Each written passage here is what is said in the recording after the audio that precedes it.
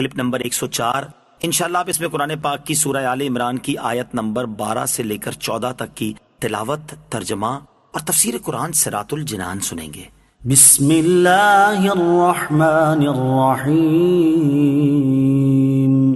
ترجمہ: اللہ کے نام سے شروع جو نہایت مہربان رحمت والا ہے۔ قل للذین کفروا ستغلبون وتحشرون الى جہنم وبئس المہاد۔ ترجمہ: ان کافروں سے کہہ دو کہ عنقریب تم مغلوب ہو جاؤ گے اور دوزخ کی طرف ہانکے جاؤ گے اور وہ بہت ہی برا ٹھکانہ ہے۔ ستغلبون، عنقریب تم مغلوب ہو جاؤ گے۔ حضرت عبداللہ ابن عباس رضی اللہ تعالیٰ عنہما سے مروی ہے کہ جب بدر میں کفار کو رسول اکرم علیہ الصلوۃ والسلام شکست دے کر مدینہ طیبہ واپس تشریف لائے تو یہودیوں نے کہا کہ قریش تو فنون حرب یعنی جنگی طریقوں سے نا آشنا ہیں، اسی لیے شکست کھا گئے، اگر ہم سے مقابلہ ہوا تو معلوم ہو جائے گا کہ لڑنے والے کیسے ہوتے ہیں۔ اس پر یہ آیت کریمہ نازل ہوئی اور انہیں یہ غیبی خبر دی گئی کہ وہ دنیا میں مغلوب ہوں گے، قتل کیے جائیں گے، گرفتار کیے جائیں گے اور ان پر جزیہ مقرر کیا جائے گا اور آخرت میں دوزخ کی طرف ہانکے جائیں گے۔ چنانچہ ایسا ہی ہوا اور کچھ ہی عرصے میں یہودی قتل بھی ہوئے، گرفتار بھی کیے گئے اور اہل خیبر پر جزیہ بھی مقرر کیا گیا اور قیامت کے دن انہیں جہنم کی طرف ہانکا جائے گا۔ قد كان لكم آية في فئتين التقتا فئة تقاتل في سبيل الله وأخرى كافرة يرونهم مثليهم رأي العين والله يؤيد بنصره من يشاء ان في ذلك لعبرة لأولي الابصار۔ ترجمہ: بے شک تمہارے لیے ان دو گروہوں میں بڑی نشانی ہے جنہوں نے آپس میں جنگ کی، ان میں ایک گروہ تو اللہ کی راہ میں لڑ رہا تھا اور دوسرا گروہ کافروں کا تھا جو کھلی آنکھوں سے مسلمانوں کو خود سے دگنا دیکھ رہے تھے، اور اللہ اپنی مدد سے جس کے ساتھ چاہتا ہے تائید فرماتا ہے۔ بے شک اس میں عقل مندوں کے لیے بڑی عبرت ہے۔ قد کان لکم آیہ، بے شک تمہارے لیے بڑی نشانی ہے۔ یہ آیت غزوہ بدر کے متعلق نازل ہوئی اور اس میں یہودیوں یا تمام کافروں یا مسلمانوں یا مذکورہ بالا سب کو خطاب ہے، کیونکہ غزوہ بدر میں مسلمانوں اور کافروں سب کے لیے عبرت و نصیحت تھی۔ غزوہ بدر 17 رمضان 2 ہجری بروز جمعہ ہوا۔ اس میں کفار تقریباً 1000 تھے اور ان کے ساتھ بہت زیادہ سامان جنگ تھا، جبکہ مسلمان 313 تھے اور ان میں سے بھی اکثر نہتے تھے۔ مسلمانوں کے پاس 2 گھوڑے، 6 زرہیں، 8 تلواریں اور 70 اونٹ تھے۔ اس کے باوجود مسلمانوں کو کامل فتح ہوئی اور کفار کو شکست فاش۔ لہٰذا یہ فتح اللہ عز و جل کی نشانیوں میں سے بڑی نشانی ہے۔ یرونہم مثلیہم، وہ انہیں خود سے دگنا دیکھ رہے تھے۔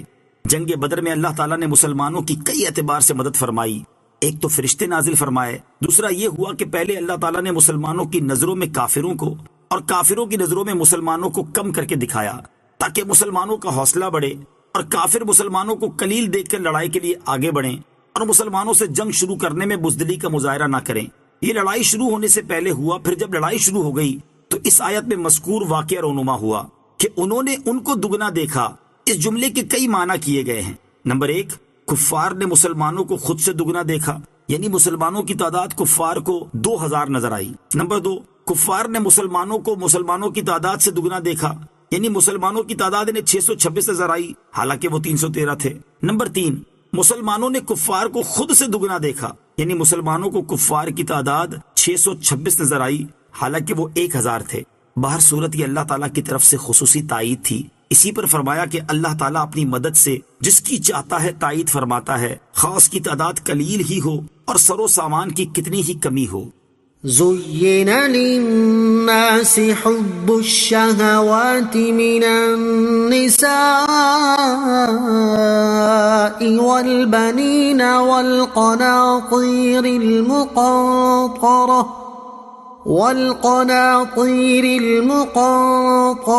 من الذهب والفضة والخيل المسومة والأنعام والحرث ذلك متاع الحياة الدنيا واللہ عنده حسن المآب۔